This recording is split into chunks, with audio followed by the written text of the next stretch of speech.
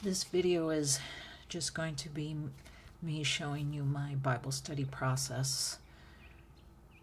Something happened recently where the income I rely on just dropped, a daily drop of 90%. So I was panicking, and then I realized I have to not panic, but I need to pray.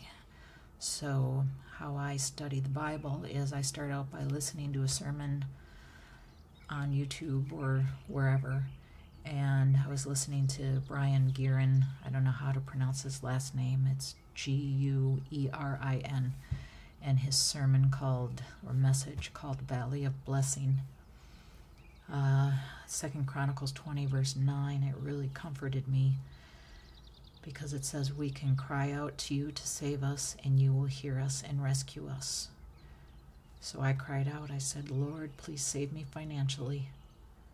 And I just felt this huge peace come over me. And I said, Lord, now I know you will rescue me financially. Thank you. Because it says right in the Bible, he will rescue me.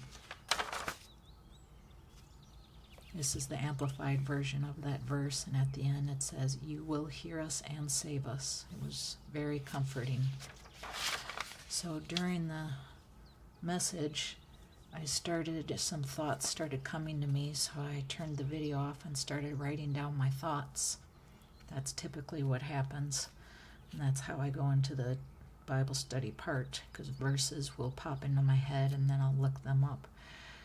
So how I was feeling was, because my daily income dropped by 90%, I started thinking, I trusted you, God. Why did you bring me here just to leave me broke and penniless?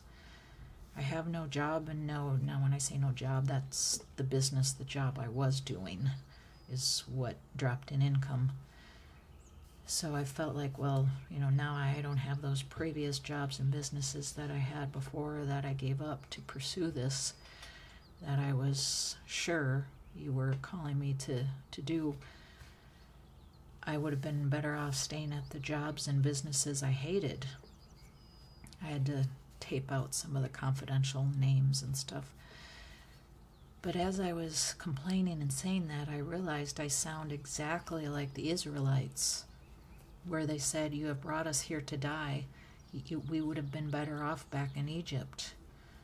But they had forgotten how bad slavery was, which how you can forget how bad slavery is, I don't know. However, like I should talk, I've forgotten how bad those jobs and businesses were that I was in before. They were so bad that they threw me into a very dangerous depression. So the Israelites, they had also forgotten the miracle God had performed to get them out of slavery. And I realized I'm forgetting what it's like to be a slave to those jobs and businesses, and I'm forgetting the miracle that God performed to get me out of those places. So the Israelites' first thought was to run back to Egypt, just like my first thought was to run back to the jobs and businesses that I hate, but that led to depression. So then I realized I'm exactly where the Israelites were right before God parted the Red Sea for them. And I had had a conversation with my parents before I did my Bible study, and my dad had said in conversation that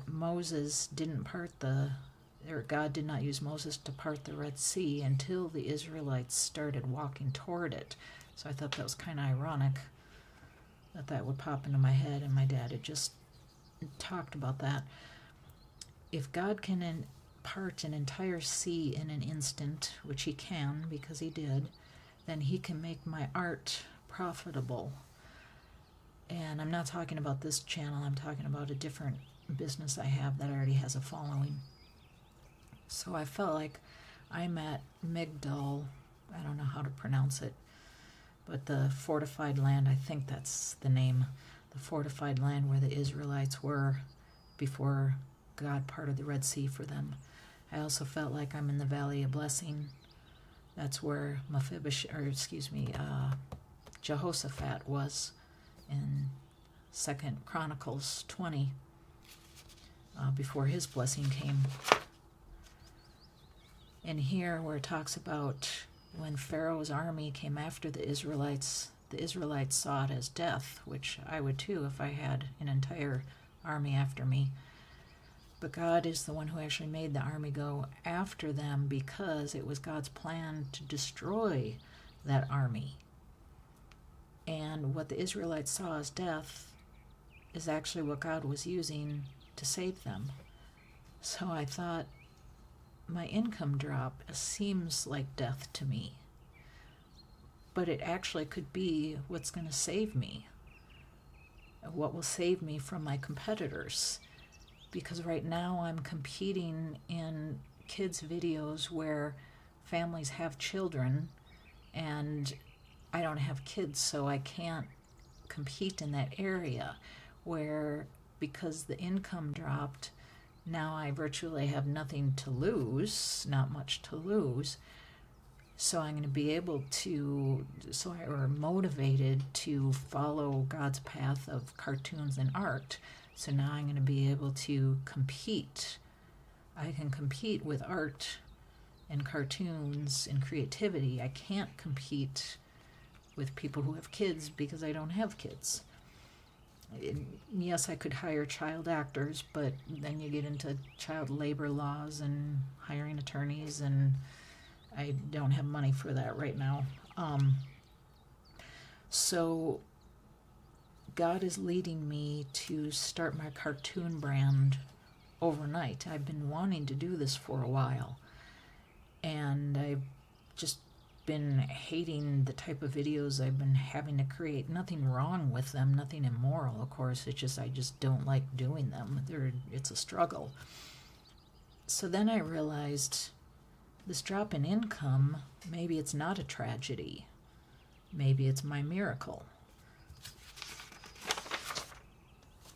And then I looked up Exodus 14 because I didn't want to rely on my memory for the verses.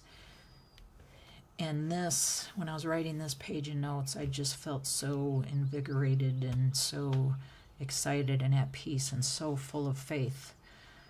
So my parents' prayers were answered because I had been on the phone with my parents asking them to pray that my faith would be increased and that I would be able to hear God's voice, know what God wants me to do. So as I was reading these verses, it just seemed to parallel with my life. Exodus 14:13, then Moses said to the people, do not be afraid. Take your stand, be firm and confident and undismayed, and see the salvation of the Lord, which he will accomplish for you today. For those Egyptians whom you have seen today, you will never see again. Verse 14, the Lord will fight for you, while you only need to keep silent and remain calm. So that's when I realized,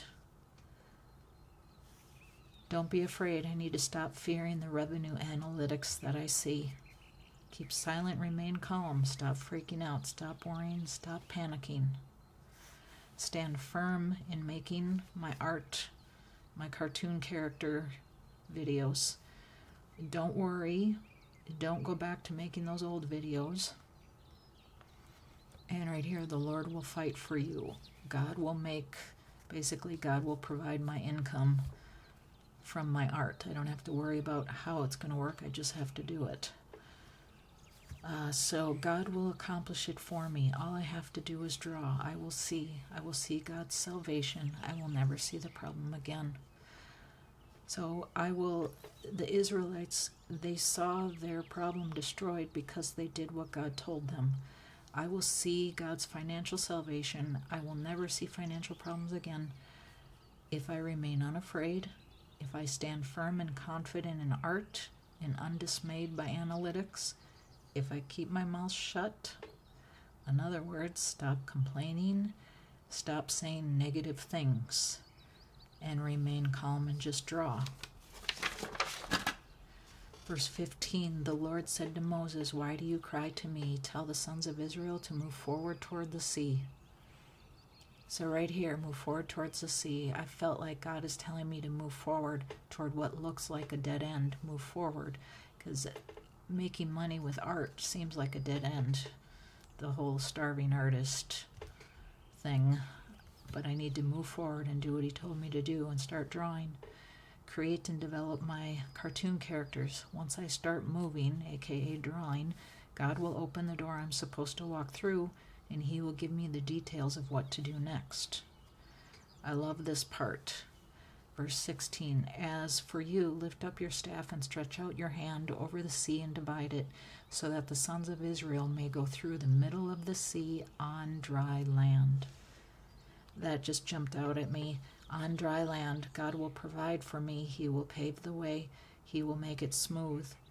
Then the verse in Proverbs jumped out at me or into my head. Trust in the Lord with all your heart, and he will make your path straight. The path will be safe and enjoyable. Well, that was the verse in quotes. This is my thoughts. The path will be safe and enjoyable, not muddy and difficult. In the middle of the sea, I won't even get wet or muddy. Here they were in the middle of the sea.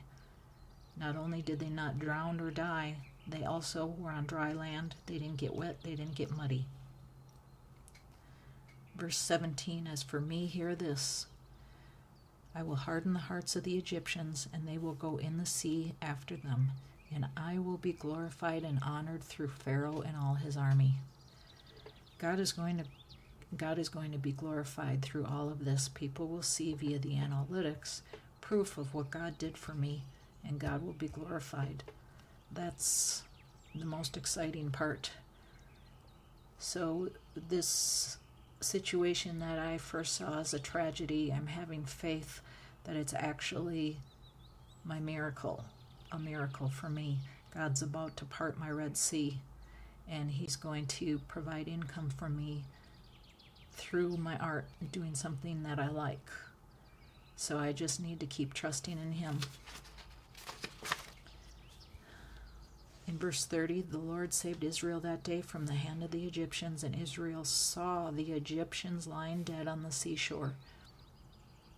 Just like God promised earlier, he said, you will see this day. He saved them. Just like God promised, they saw their problem destroyed.